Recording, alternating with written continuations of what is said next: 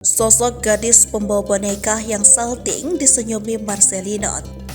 Ada momen menarik di balik pertandingan final sepak bola pada SEA Games 2023. Momen itu terekam saat penyerahan medali emas kepada pemain timnas U22 Indonesia.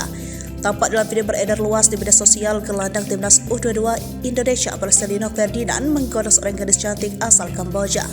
Marcelino Ferdinand tampak menganggukkan kepalanya ke gadis cantik Kamboja yang bertugas membawa boneka di final SEA Games 2023. Marcelino Ferdinand pada mulanya antri untuk menyerahkan medali dan boneka usai laga final SEA Games 2023. Setelah menerima boneka, Marcelino Ferdinand melempar senyuman sambil menundukkan kepala kepada gadis cantik Kamboja. Gadis cantik membawa boneka tersebut membalasnya dengan senyuman juga dan sekilas terlihat salah tingkah alias salting. Sejumlah warganet pun merespon video itu dan menyebut Marcelino Ferdinand jeli melihat perempuan cantik. Belakangan, dari penelusuran warganet terungkap sosok perempuan cantik dalam video itu. Sang pembawa boneka bernama Biedet Rota. Tak cuma jadi perbincangan, akun Biedet Rota mendadak ramai diserbu netizen Indonesia. Netizen yang mayoritasnya pria itu beramai-ramai memuji kecantikannya.